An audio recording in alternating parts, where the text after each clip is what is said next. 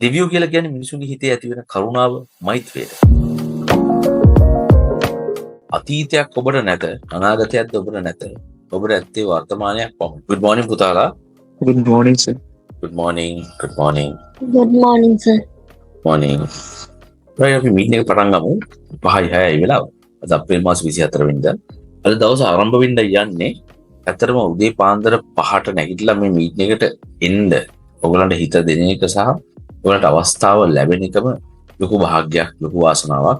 මොකද පාන්දර කියලා කියන්නේ අපි ගැඹුරු නිින්දකින් පස්සේ යවදි වෙන මොහොතේදී අද දවස පිළිබඳව අපි සිතුවිල්ලක් ඇතුළත් කරගත්තාම ඒක අද දවස පුරාම අපේ හිතේ දුවනවා, අපේ හිතේ පවතිනවා, අපිට සිතුවිලි හැටියට එකතු වෙනවා දවස පටන් ගන්නවා. ඉතින් මේ මට යම්කිසි දෙයක් මතක් කරන්න හිතුණා. මම කාලයකට පෙර කියවපු පොතක් තියෙනවා The Power of Now කියලා කාටෝලගේ පොතක්. බොහොම කාලයකට පෙර කියවපු පොතක්. ඉතින් මේ පොතේ කියනවා අතීතයක් ඔබට නැත, අනාගතයක්ද ඔබට නැත. ඔබට ඇත්තේ වර්තමානයක් පමණයි. ඇත්තම කියනවා අපි පසුගිය සිදුවෙච්ච සිදුවීම් ගැන කතා කරනකොට ඒක මතකයක් විතරයි. අනාගතයේදී වෙන්න තියෙන දේවල් ගැන අපි කතා කරනකොට ඒක නිකන් හිතින් ගොඩනගාගත්තු දෙයක් විතරයි. එහෙම දෙයක් වෙලා නැහැ. අතීතයේ සිද්ධ වෙච්ච දේවල් ඉවරයි. ඇත්තටම තියෙන්නේ මේ දැන් විතරයි. මේ දැන් සිද්ධ වෙන දේවල් විතරයි. මේ මොහොතේදී ඔයගලන්ට මාව ඇහෙනවා. ඔයගොල්ලෝ අහගෙන ඉන්නවා. ඔයගොල්ලෝ ඉන්නේ ඔයගලන්ගේ ගෙදර. ඊට එහා දෙයක් නැහැ. එකටෝලි කියන ඔයාගේ The Power of Now කියන පොතේ වර්තමානය ගැන ඔයා ફોකස් කරනකොට, අවධානය යොමු කරනකොට අතීතයේ සිද්ධ වෙච්ච සිදුවීම් වලින් ඔයාගේ හිතට ඇතිවෙච්ච බර අඩු වෙනවා. අනාගතය ගැන ඔයා වොරි වෙලා හිතට ඇති වෙන බර ඔයාගේ හිතෙන් නිදහස් වෙනවා. එතකොට වර්තමානයේ ජීවත් වෙන කෙනෙක්. ඇත්තත් ඒක නෙමෙයි. මම මේ දැන් ඉන්නේ. මේ ගත වෙච්ච තප්පරේ ඉවරයි. ඒක අතීතයට ගියා. ඔයා දැන් මේ දැන් ඉන්නේ. මම මේ මොහොතේ ඉන්නේ. ඉන්න ගමන් මේ මීටින් එකේදී. ඇස් දෙක පියාගන්න පුතාලා ඔහොම කොන්ද ගෙලින් කරලා වාඩි වෙන්න. ඉන්න තැන. සමහරවිට ඇඳේ වාඩි වෙලා වෙන්න පුළුවන් ඉන්නේ. කොන්ද ගෙලින් කරලා වාඩි වෙලා ඇස් දෙක පියාගෙන නාස්පුඩු වලින් ගැඹුරු හුස්මක් ගන්න. මේ හුස්ම ගනිද්දී බොහොම ගැඹුරු හුස්මක් ගන්න. මතක තියාගන්න. උදරය ඒ කියන්නේ බඩ විතරයි පිම්බෙන්නේ. පපුව ඉස්සරහට නෙරලා එන්න බෑ හුස්ම ගනිද්දී. ගැඹුරු හුස්මක් ගන්න. ගැඹුරු හුස්මක් ගන්නකොට ඒක නාස්පුඩු වලින් වාගන්නේ තප්පර 7ක් 8ක් 9ක් 10ක් පුරාවටම ගන්න. තප්පර 10ක් රඳවලා තියාගන්න.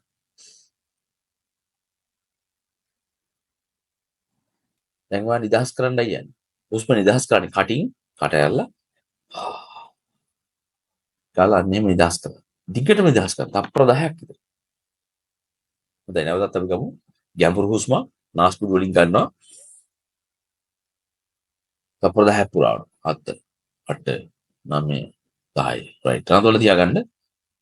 2 3 4 5 6 8 9 10. දැන් පිට කරන් තප්පර 10ක් පුරාවට.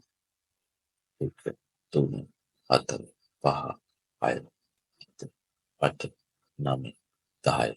තව එකක් ගමු අපි. නාස්පුඩු වලින් ගන්නේ 1 2 3 4 5 6 7 8 9 10. රඳවලා තියාගන්න.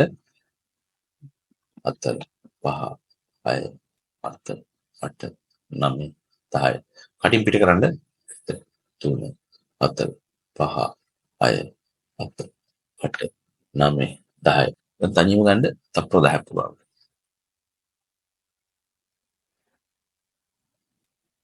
හරි. දැන් නැවතත් පිට කරන්න.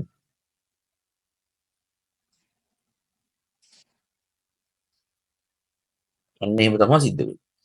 එහෙම කරනකොට මේ වාතයේ තියෙන ඔක්සිජන් නාස්පුඩු වලින් ගන්නවා. ඊට පස්සේ ඒක පෙනහැල්ලට ගිහිල්ලා ඉවරලා පෙනහැල්ලෙන් ඒක ගර්ථ ඔස්සේ රුධිරයට අවශෝෂණය කරගෙන රුධිරය විසින් ඒ ඔක්සිජන් ඔයාගේ ශරීරය පුරාවටම ගෙනියනවා. හෘද වස්තුර ගෙනියනවා. මොළයට ගෙනියනවා. අන්න ඒකෙන් තමයි ඔයාව ප්‍රකෘතිමත් කරන්නේ. ඔයාට පණ ලැබෙන්නේ. ඇත්තටම මේ ඔයා ජීවත් වෙන පරිසරයේ පුරාවට තියෙන ජීව වායුව. ඔයාගේ ජීවය ඇති කරන වායුව තමයි ඔක්සිජන්. ජීව වායුව කියන්නේ වෙන එකක්. මේ ඔක්සිජන් ඔයාව ජීවත් කරනවා. එතකොට ඔයා හුස්ම ගන්නකොට තමයි තීරණය කරන්නේ මේ මොහොතේ මම ජීවත් වෙනවා කියලා. එතකොට මේ මොහොතේ ඔයා හුස්ම ගැනීම නිසා ඒ ජීවත් වෙච්ච මොහොත පහ වුණා. ඒක ඉවරයි. දැන් ඉන්නවා වර්තමානයේ. මේ දැන් ඔයා ඉන්නවා හුස්ම ගන්නවා මේ මොහොතේ ඔයා ජීවත් වෙනවා. එතකොට පුතේ මේ මොහොතේ ජීවත් වෙන මේ ජීවත් වීම තමයි වඩාම වටින්නේ. මේ මොහොතේ ඔයාට මොනවද දැනෙන්නේ? ඔයා ඇස් දෙක පියාගෙන ඉන්නේ. ඔයා අහසට ගිහිල්ලා බලන්න. ඔයාට මොනවද පේන්නේ දැන් ඇස් දෙක පියාගෙන ඉන්නකොට?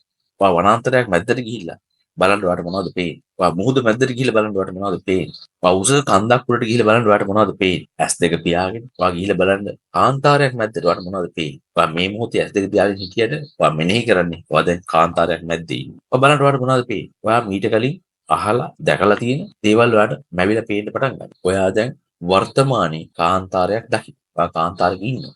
වැලි තියෙනවා, වැලි කඳු තියෙනවා, පතොක් තියෙනවා, ගස් නැහැ, හිරු රශ්මිය බොහොම තදට වැටලා තියෙනවා. ඔයාට මේක දැනෙනව නේද රස? කාන්තාරේ ඉන්නකොට දෙපායේ කකුල් වල වැලි වදින ඔයාට දැනෙනව නේද? ඔයා අහසට ගිහිල්ලා උඩ ඉඳලා ඔයා පොළොව බලනකොට පෘථිවිය ඔයාට පේනව නේද? ඔයාට මේ ලංකාවේ සිටියම පේනව නේද? ලංකාව වටේ තියෙන අර සුදු මාලයක් වගේ තියෙන මුහුදු වෙරළ ඔයාට පේනව නේද? ඉන්දියාව පේනව නේද? වම් පැත්තෙන් අප්‍රිකා මහද්වීපය පේනව නේද? එතකොට ඔය වනාන්තරයක් මැද්දට ගිහිල්ලා ඉන්නකොට උන්චි දොළ පාරවල්, පඳුරු, උස ගස් වල ඉන්න වඳුරු, තව ශීරපයි සත්තු, කොටි, අලි, පුංචි සත්තු ඔයාට පේනව නේද? එහෙම ඔයාට පේනවා කියලා කියන්නේ ඔයා වර්තමානයේ ජීවත් වෙනවා. මේ මොහොතේ ඔයා ජීවත් වෙනවා. ඒ තැනේ. ඉතින් ඇත්තටම එක්කාට් ටෝලගේ The Power of Now කියන පොතේ කියන විදිහට එහෙම මේ වර්තමානයේ ජීවත් වෙන්න පුළුවන්. තමන් හිතන තැනකට ගිහිල්ලා හිතන දෙයක් දැකලා, ඒ වගේම හිතන දෙයක් කරලා මනුෂ්‍යයට පමණයි.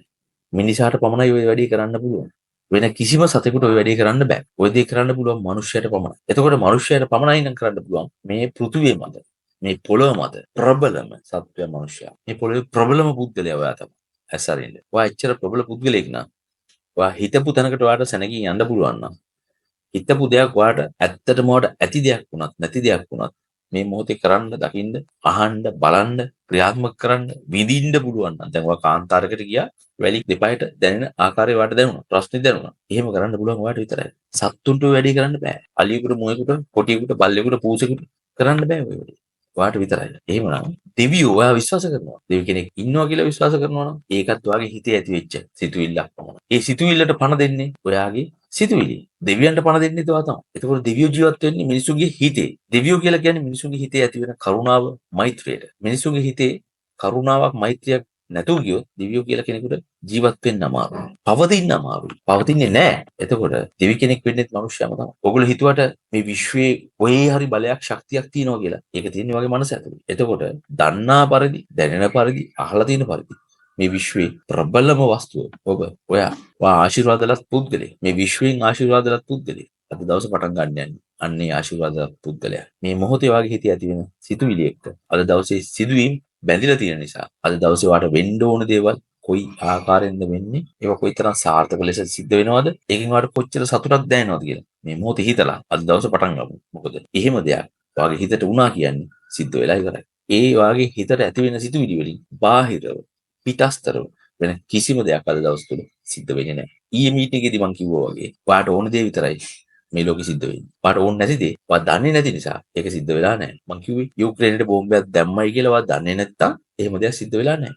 ඒක නිසා ඔයාට සිද්ධ වෙන්න ඕන දේවල් ඔයා සතුටු වෙන දේවල් නිසා ඔයා සතුටු වෙන දේවල් ගැන හිතන්න. දිගින් දිගටම හිතන්න. නිර්මාණශීලී ලෙස හිතන්න. ඔයා හැම නිර්මාණශීලී ලෙස හිතනකොට ඒක ඔයාගේ මනසේ නිර්මාණය වෙනවා. ඔයා මනසේ නිර්මාණය කරනකොට ඔයා ජීවත් වෙන පරිසරය තුල මේ විශ්වය තුල එහෙම සිතුවිල්ලක් නිර්මාණය වෙලා ඒකට ඇත්ත පණක් ලැබෙනවා. යථාර්ථයක් බවට පත් වෙනවා. ඒක වට ලැබෙනවා. අද දවසේ පටන් ගමු. සිතුවිලි නිර්මාණය කරන්නා නො ඔබ අද දවසේ ජය ගන්නයි යන්නේ. සුබ දවසක් පුතාලා. All the best. All the best පුතාලා.